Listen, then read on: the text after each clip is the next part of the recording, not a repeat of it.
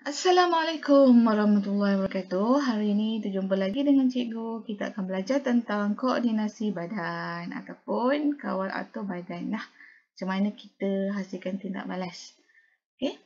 Kita yang pertama, kita tengok dulu apakah maksud sistem endokrin manusia. Okey, salah satu sistem yang ada dalam badan kita lah. Sebelum ni kita ada banyak lah sistem pertumbuhan, sistem pembiakan, sistem pencernaan, sistem saraf. So, sistem endokrin adalah salah satu sistem yang ada dalam badan. Okay, apa maksud koordinasi? Koordinasi ialah kawal atur, iaitu dia akan mengawal atur fungsi badan dalam badan kita supaya kita ni berada dalam keadaan yang sihat, yang boleh hasilkan tindak balas. Tapi bezanya endokrin ni, dia refer kepada hormon. Maknanya kita libatkan hormon sekali. Contoh situasinya apabila terserempak dengan seekor ular, so kita akan lari dengan laju untuk menyelamatkan diri dari bahaya. Tak ada orang yang bila dia nampak tu dia duduk diam macam kan. Tak ada. Secara automatik badan kita akan bertindak balas dengan lari dengan laju. So sebenarnya apa yang berlaku adalah badan kita sendiri dia akan terus melakukan mekanisme untuk hasilkan tindak balas tersebut dengan penglibatan hormon. So hormon tu dirembeskan oleh kelenjar endokrin. Okey, kita tengok dulu. Yang ni adalah muka teks awak semua. Okey, apabila terserempak dengan sekolah, kita akan lari dengan laju. Apa yang berlaku ialah kelenjar endokrin. Okey, secara spesifiknya cikgu terus namakan kelenjar adrenal, iaitu kelenjar yang ada di bawah pinggang kita lah. Bawah pinggang nama dia adalah adrenal. Kita panggil dia kelenjar adrenal. So, dia akan rembeskan hormon. Hormon tu bernama hormon adrenalina. Okay, hormon ni dia akan keluar bila kita berhadapan dengan situasi kecemasan. So, apa yang berlaku? Hormon ni dia akan dirembeskan masuk dalam kita punya kapilari darah dan darah itu akan terus pergi kepada organ sasaran. Organ yang disasarkan ialah jantung dan juga paru-paru. Okay, apa yang jantung buat? Jantung akan berdenyut dengan lebih laju. Okey, akan laju lah. Pam darah. Dia akan mengepam dengan darah. Badan mengepam darah dengan laju. Degup tu. Okey, supaya oksigen masuk dengan laju dan dipam dengan laju. Oksigen tu.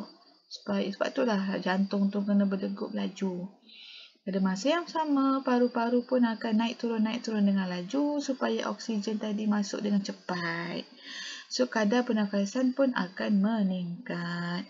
Yang ketiga, tekanan darah pun akan meningkat disebabkan oleh pengaliran oksigen yang masuk dengan banyak tadilah. Okay, yang keempat, aras glukosa pun akan meningkat, di mana aras glukosa iaitu gula yang ada dalam badan kita akan digunakan sepenuhnya untuk menghasilkan tenaga. Glukosa tu ialah gula. Gula tu dapat dari mana? Dari karbohidrat ataupun sumber makanan lain lah. Biasanya karbohidrat lah dia akan dicernakan menjadi glukosa. Glukosa digunakan untuk hasilkan tenaga. So, kadar metabolisme akan meningkat. Kadar metabolisme itu apa? Ialah kadar sel badan kita menggunakan glukosa tu tadi, dibakar glukosa, hasilkan tenaga. Okey, proses ialah proses respirasi sel. So, kadar dia akan cepat. Kalau sebelum ni lambat kan. So, bila masa kecemasan macam ni, kadar metabolisme sel tu akan bakar glukosa tu dengan cepat. So, kadar metabolisme akan meningkat. Apakah kesannya? Kesannya jantung mengepam lebih banyak darah untuk membekalkan lebih banyak oksigen dan glukosa ke otot. Jadi sel-sel otot dekat kaki kita tadi tu kan akan dapat oksigen dengan banyak, akan dapat bekalkan tenaga yang banyak supaya otot kaki kita boleh mengecut, mengendur, melipat kaki dan berlari. Pada masa yang sama juga glycogen yang kita simpan, dulu-dulu kita banyak glycogen, kita ada glukosa yang lebih dan dia akan disimpan dalam badan kita. Nama dia tukarlah. Jadilah nama glycogen. Jadi bila masa kecemasan macam ni, glycogen yang kita simpan tu akan digunakan menjadi glukosa dan glukosa tu akan digunakan oleh sel badan untuk menghasilkan tenaga dengan lebih banyak. Jadi kita boleh lari dan pecut dengan laju. Okey, kita berkenalan dengan istilah sekejap. Okay, istilah yang pertama ialah kelenjar. Pemasuk kelenjar endokrin, cikgu dah terangkan tadi. Dia merupakan kelenjar tanpa duktus yang membawa hormon secara terus masuk ke dalam sekar darah, okay, dan dibawa ke bahagian badan yang ditarget. Okay lah. Dia tanpa duktus maksudnya dia tak ada penghujung lah, dia sambung je. Hormon tu adalah bahan organik yang terdiri daripada protein yang merupakan pencetus kepada tindak balas dalam badan. Contohnya, hormon pertumbuhan merangsang pertumbuhan manusia. Tindak balas dia macam ni lah. Kelenjar endokrin, dia merupakan kelenjar tanpa duktus. Dia bertindak balas terhadap rangsangan dalam. Maksudnya perubahan yang berlaku dalam badan kita pun dia akan peka dan dia akan lakukan tindak balas. Dan juga rangsangan luar, contohnya cikgu cakap tadi lah. Contohnya macam kita dikejar oleh apa-apa kan. Kemudian dia akan menembuskan hormon. Hormon tu merupakan sejenis protein. Dia adalah dalam kuanti yang sedikit saja kita perlukan. Tapi tindak balas yang dihasilkan tu adalah lambat. Contohnya pertumbuhan berlaku dengan lambat kan. Tapi pertumbuhan kita ni walaupun dia lambat dia kekal lama. Dia ada organ sasaran. Dia masuk dalam salur darah. Contoh hormon pertumbuhan, dia dah masuk dalam salur darah. Darah kita akan hantar hormon tersebut pergi ke tulang. Tulang kita akan membesar panjang. Itu adalah salah satu contoh hormon pertumbuhan. Fungsi dia adalah untuk pertumbuhan manusia. Walaupun dia tindak balas dia adalah lambat, tapi tindak balas dia adalah kekal lama. So, kita akan tinggi, kita kekal lama.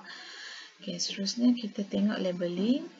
Kelenjar pada manusia ada 6 semuanya. Di kepala kita ada kelenjar pituitary. Di leher kita bentuk rama-rama ni adalah kelenjar thyroid. Di bahagian pencernaan kita, dekat bahagian perut ni kita ada kelenjar pankreas macam daun ni. Kemudian kita ada di bahagian buah pinggang, ini adalah kelenjar adrenal, warna kuning ni.